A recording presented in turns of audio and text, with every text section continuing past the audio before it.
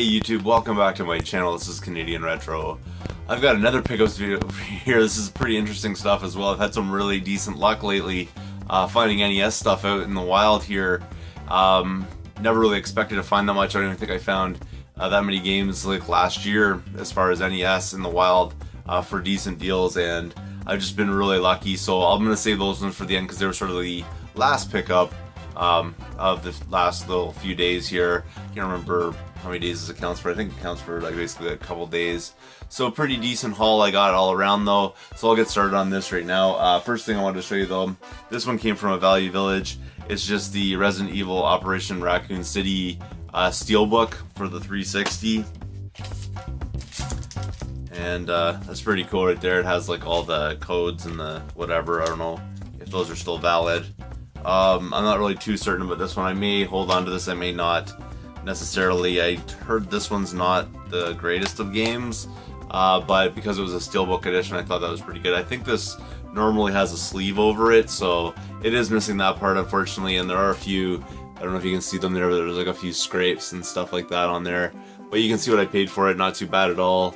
You know, $5.99.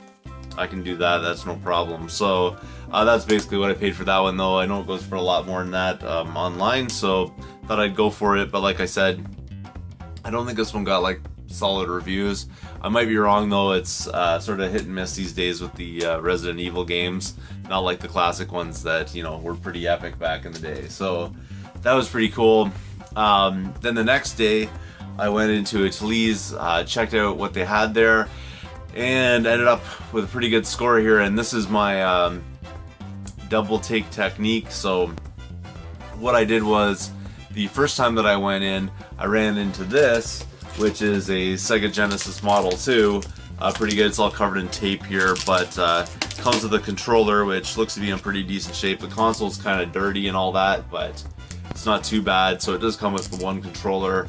It comes with an AC adapter, which has nothing to do with it, and I don't know why this was attached to it because it doesn't even plug into the system, so it doesn't fit. So I don't know why that's on there, but it also came with, and this is pretty cool right here, because you don't see these as often, but it came with the AV cord, and I never really see these in the wild, but it's this type of one, so you're not using the RF unit on this model, which is really nice to get that AV out cord, because I don't think I've really ever seen one. I've had to sort of outsource them online, so that was a pretty solid deal right there, and I got that one for $15. So I'll end up flipping that because I don't really need that part of it, although I'm probably going to hold on to that cord because I don't have one of those already. So pretty cool right there, I think, for 15 bucks.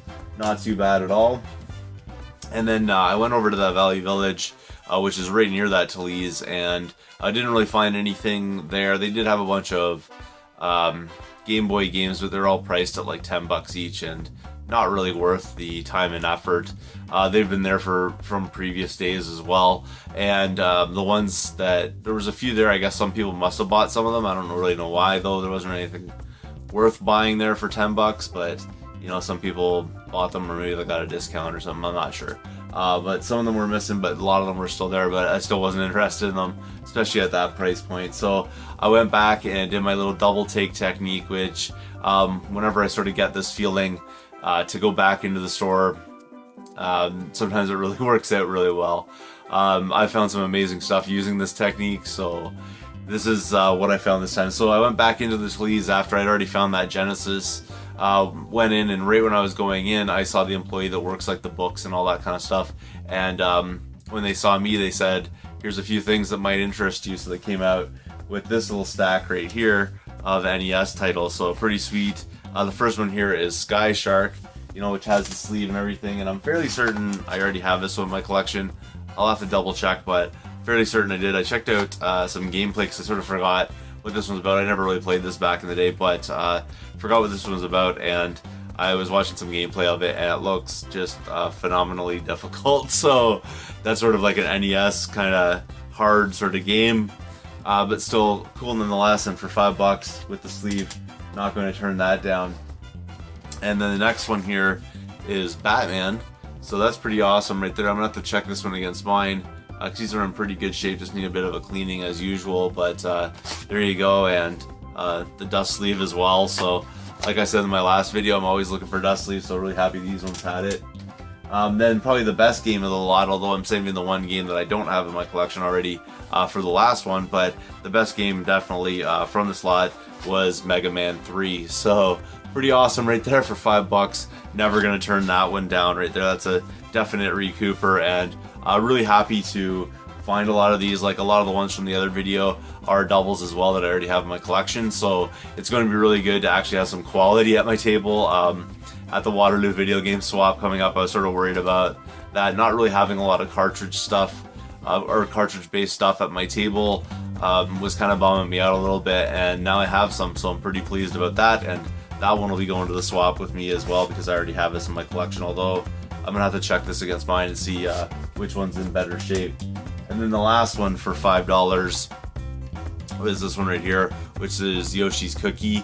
I didn't have this one in my collection, so this one's gonna go into mine. So pretty cool to be able to do that. And with everything else that I'm planning on flipping here, you know, that's just a free addition to my collection, which is really nice because in the last couple of pickup videos here, I've been able to add 2 NES titles to my collection, which is really wicked. And once those are in there, that takes me up to about 224 games in my NES collection. So really pleased to be able to, you know, get out there and actually find a game I didn't have already.